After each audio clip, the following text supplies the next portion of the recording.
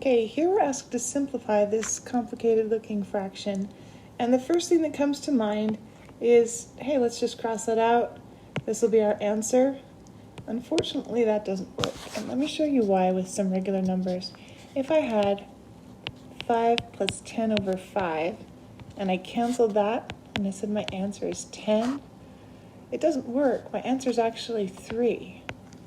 Because if I do 5 plus 10, I get 15 over 5. Totally different answer. So first rule of thumb when you're simplifying these problems is you can't just cross out part of a sum. We could cross out things if this was a multiplication. And so if we can turn this into a multiplication problem, we can cancel some of it. So let's see if we can take this numerator here and factor it.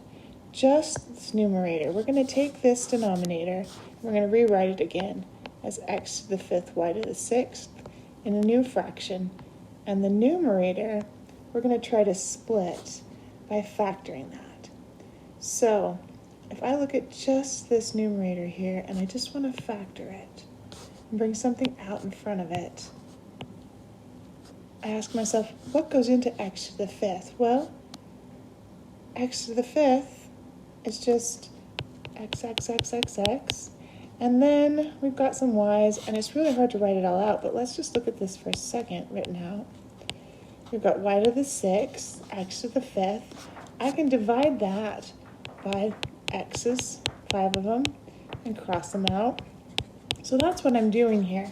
I'm going to divide by x to the 5th, and I'm going to cross it out and put it in the front. And then I'm going to divide by y to the 6th and put that in front. But in order to really do that, I've got to divide by over here as well. X to the 5th, y to the 6th. And this is what I'll have left. Everything will cancel here. So I'll have x to the 5th, y to the 6th out in front. Everything canceled there, but I leave a 1. And then on this one, 7 minus 5 is x squared. 8 minus 6 is y squared.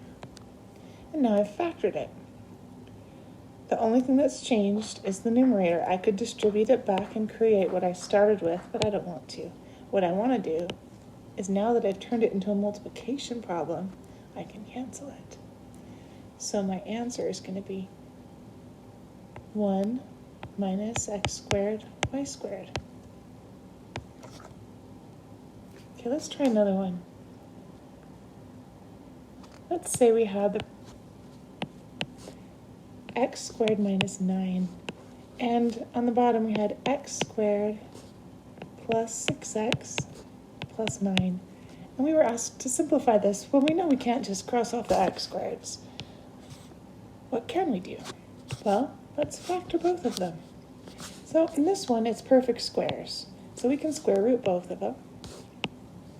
And we can use our difference of squares formula, where we have x minus 3, x plus 3.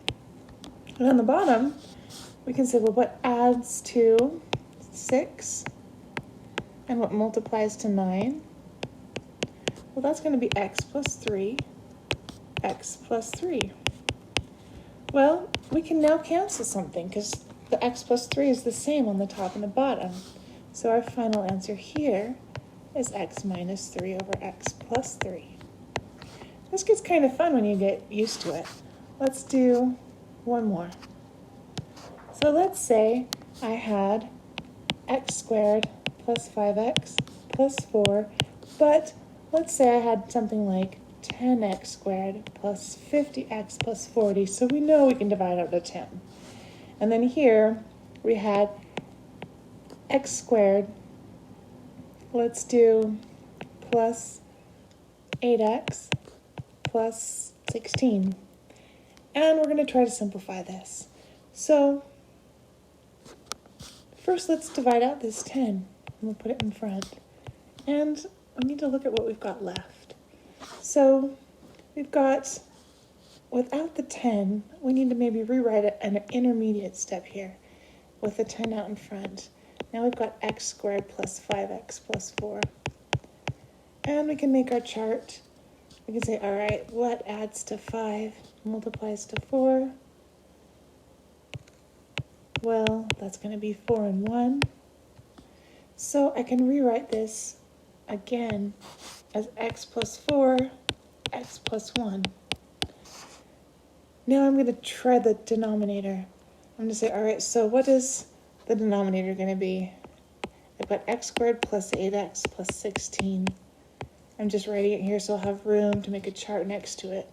What adds to 8 and multiplies to 16? Well, that's going to be 4 and 4. So I've got x plus 4, x plus 4. Now I can start looking for what could cancel. Well, just only those things. So my final answer that I'm going to have left is 10 x plus 1 over x plus 4. That's part 1.